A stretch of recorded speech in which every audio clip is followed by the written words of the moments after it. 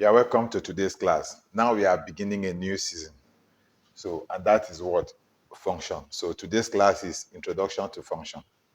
What we have been doing is like the preamble, preparing the ingredient that we'll use for the main dish. And now we are about to prepare the main dish. And now we have to pull in all those ingredients. So what is a function?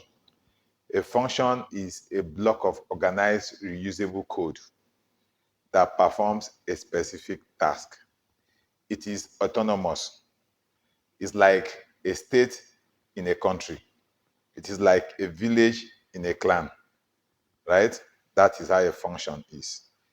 Now, before I explain function to you, I want to explain what I refer to as the Trinity of a human being. Let us make man in our own image, right? That is what I want to show you now. So the Trinity of a human being, the first thing is I look at the mind, I look at the heart, then I look at the brain. Now this goes here, and this goes here, and this goes here, like a triangle. This is the seat of thought.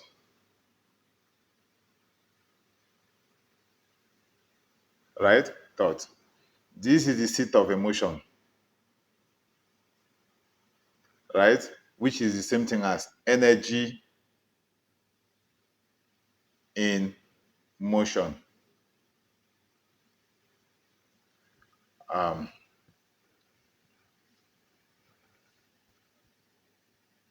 This is the network of neurons. Right? The mind will send a thought signal to the brain to stay. The mind will send thought frequency to the heart. Now, the moment this thought frequency resonates with the emotional frequency that is in your heart, energy will flow to the brain, and that will result to what? Manifestation.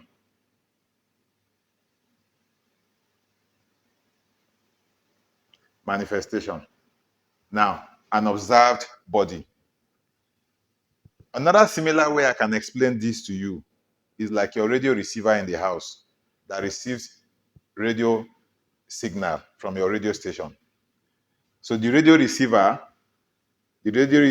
has antenna. But before this radio receiver can function, you need to plug it to power source, electricity. Then you tune it to a particular frequency, and you will hear whatever it is that they are saying in that radio station. This same principle is exactly what takes place in a human being. So from thought to manifestation, it has to go through these processes. Right? The electrical signal, the electrical circuit is here. Your neurons network takes in signal, takes in energy, frequency resonating, and then you get manifestation. All this is what you refer to as at atonement, which is what? At one mind. Worship the Lord your God with all your mind, with all your soul, with all your strength, with all your heart, and with all your strength. 4. Meaning, once these 4 synchronize, you will have an output. Energy will flow. All these represent the 4 seasons.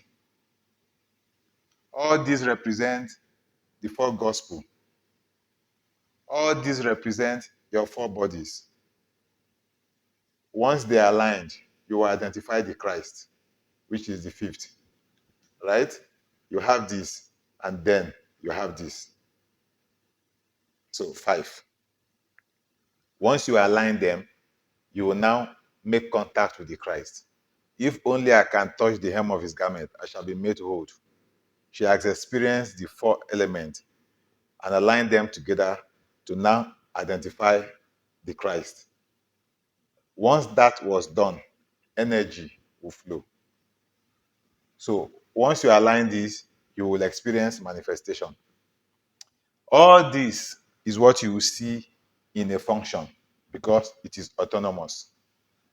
So bringing this now into function, just as thought arises from the infinite possibilities of the quantum field, right? Functions are also designed to capture the infinite possibilities of computation. When Moses asked God, "Who do I say sent me?" He said, "I am that I am." Meaning, you are only experiencing a possibility of my infinite self.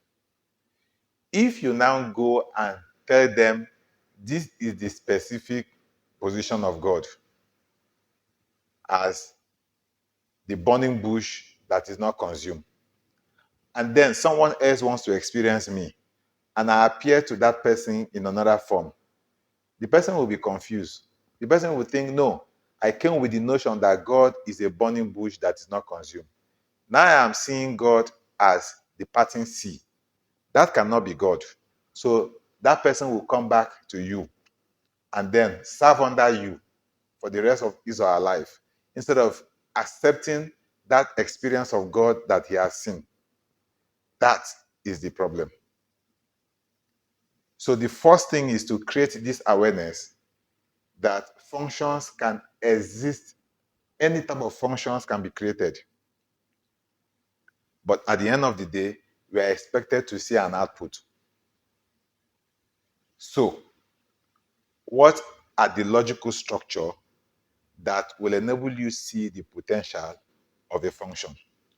Once a function is created, it does not exist in isolation. It has to be invoked, right? And that depends on logical structure. So, in explaining that,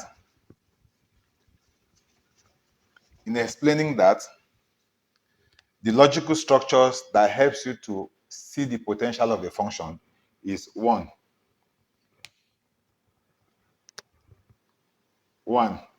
you have if else statement, which I've taught you, a complete class.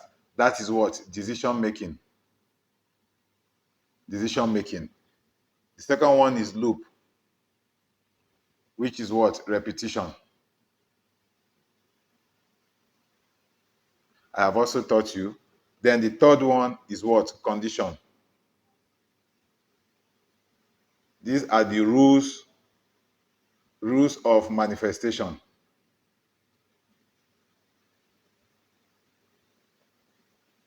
These are the rules of manifestation.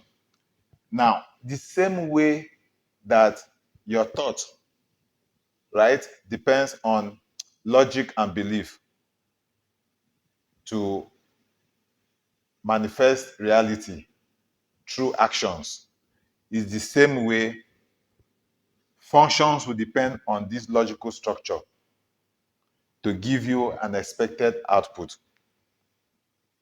So that is basically what I want to show you as the introduction to function. For example, before I go, let me just say that I want to create a function to calculate the addition of two numbers. So the first thing I have to do is, that is my intention, right? To create a function that will calculate addition of two numbers. Then I need to follow the rules of creating an identifier to give a name to that function. So I will say add.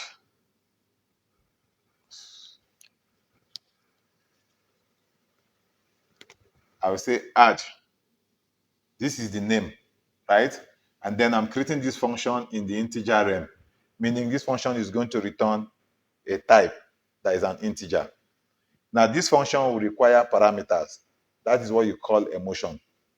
That is the energy that will be supplied to this function.